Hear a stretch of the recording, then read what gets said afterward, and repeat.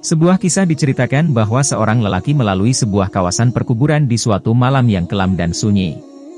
Tiba-tiba dia terpandang suatu cahaya yang terang benderang muncul dari sebuah kubur, dan terus menjulang ke langit. Termenung dan kaku melihat kejadian itu. Dia terfikir kemungkinan kubur ini adalah kubur seseorang yang sangat istimewa. Mungkin ia seorang wali Allah atau ulama atau orang soleh yang istimewa kedudukannya di sisi Allah. Diambilnya sebatang kayu lalu dipacak di atas kuburan yang bercahaya itu. Keesokan harinya lelaki itu datang lagi ke kawasan perkuburan itu dengan ditemani beberapa orang kampung. Beliau ingin menyelidiki dan ingin mengetahui kubur siapakah yang sangat ajaib itu.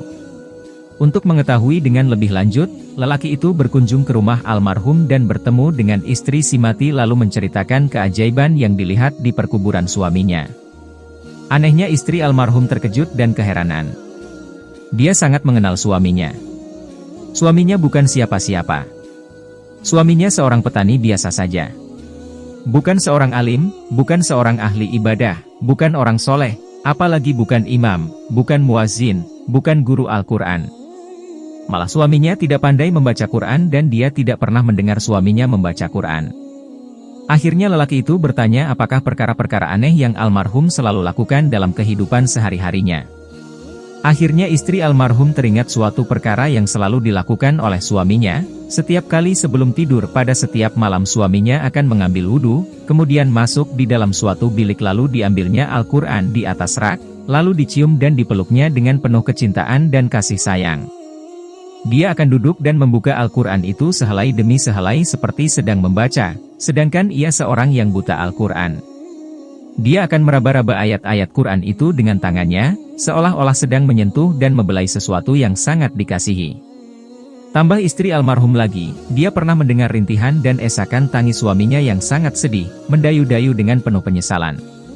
Tuhanku, ampunkanlah aku karena aku tidak mampu membaca kalimah-kalimahmu ini. Janganlah engkau hukum aku di atas kebodohanku ini ya Allah.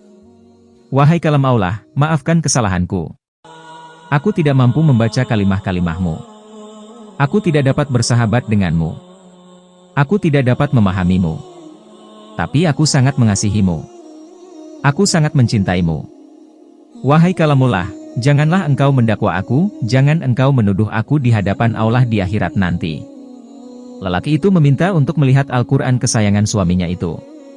Benar dan sangat mengharukan apabila dia melihat naskah yang mulia itu kelihatan lusuh, helayan-helayannya kelihatan selalu dibuka berkali-kali.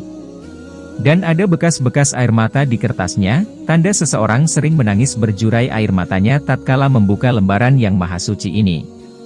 Pastinya lelaki ini sangat mulia pribadinya. Hatinya telah bersatu dengan ruh Al-Quran.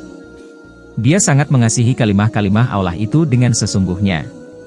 Berarti ia mengasihi Allah dengan seluruh jiwa dan raganya. Marilah kita menghidupkan Al-Quran di dalam masjid kita, di dalam rumah kita, di dalam diri kita, setiap masa dan ruangkan masa setiap hari untuk membaca dan pahami isi-isinya. Memuliakan Al-Quran saja sudah mendapat syafaat apalagi kita belajar baca dengan benar dan mengamalkannya. Wallahu alam.